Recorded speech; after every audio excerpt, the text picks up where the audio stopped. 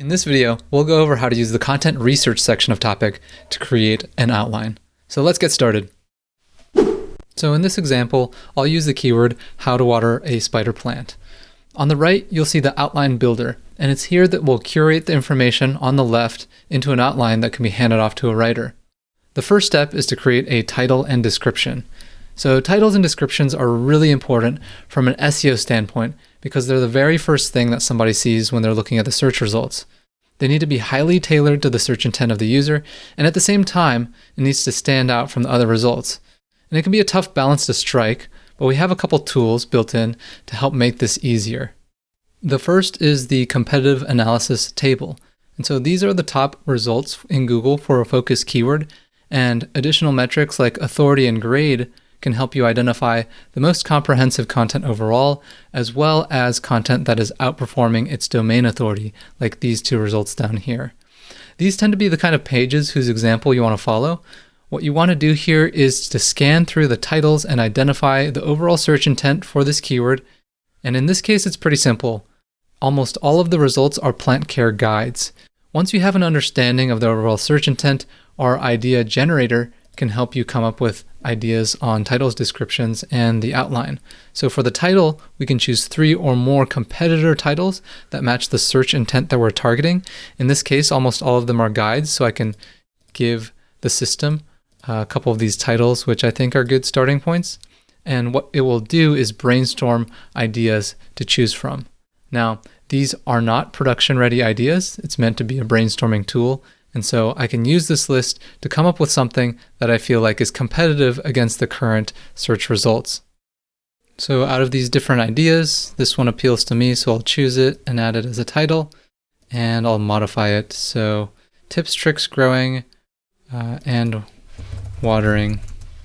In the same way, we can get description ideas by clicking this, and our system will generate a couple different variations on how you could write a description for this title. So I'll look through these and choose one that I like.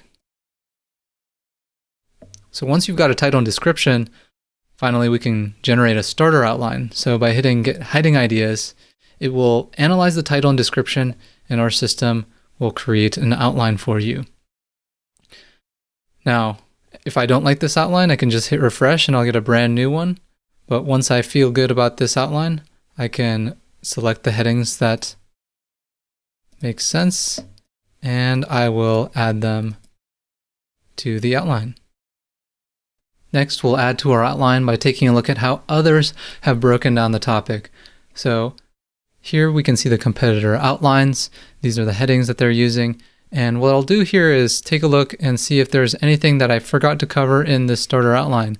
Things like, what is a spider plant? I can click on the heading and it'll add to my outline here. If I scroll down, let's see. We also see we have a section on common problems, but maybe we can actually talk about the problems themselves. So I can click on those to add them, then select them using Shift-click, use the arrow key to move it in, change the heading type. Maybe I want these to be bullet points instead of headings. And so in this way, you'll want to organize this information in a way that'll make it easy for your reader to get to the info that they need. And once you've organized your headings, the next step is to dive into questions people are asking around this subject. So if I keep going, you'll see the questions to answer. We pull them in from a couple different sources like People Also Ask, Suggest, and Quora. And so you'll want to do the same thing here where you look through the questions and add the ones that you feel like will add value to your readers. And so I'll click on a couple questions here, and let's say we want to add an FAQ section. So we will put these questions underneath that heading. Finally, we get to the topics to cover. These are all of the subtopics that your readers are expecting to learn more about. And expanding on these in your article makes it more valuable to your reader. We sort them by frequency of use, and you can click into them to get context into how they're being used in other pages. So a quick side note, you may have been wondering where those grades were coming from when we were looking at the competitive analysis table earlier. In our system, the grade depends entirely on just one thing, which is the coverage of the topics to cover. The more of these you cover, the higher your grade, and If you get an A, it means you're covering more of them than the competition. One thing to note is that obviously this grade can be gamed. You can stuff these keywords in to get a higher grade, but that's not what's going to drive results for you. You need to be focused on how you can take these subtopics and expand on them in their own paragraphs and add value to the reader. And that's another reason why we don't focus on things like keyword density and telling you exactly how many times you should be using each keyword, because counting keywords doesn't add value to your reader.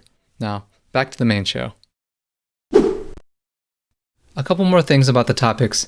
If you see any irrelevant ones, you can hover over them and click Ignore Topic to remove them from this list and the grading. And another thing that can help us understand this list is this Group by Semantic Similarity switch. When we turn it on, we analyze the relationship between each keyword and cluster them into groups that frequently occur together. So for example, this light green cluster, these are all different pests that affect this kind of plant. Using these clusters can help you add even more depth to your outline.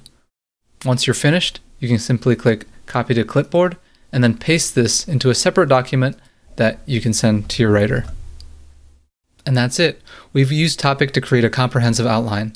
If you're interested in learning more about what happens after the writers finish the draft and how to use the grader, you can find the video here. But if you have any other questions, don't hesitate to reach out. Happy writing!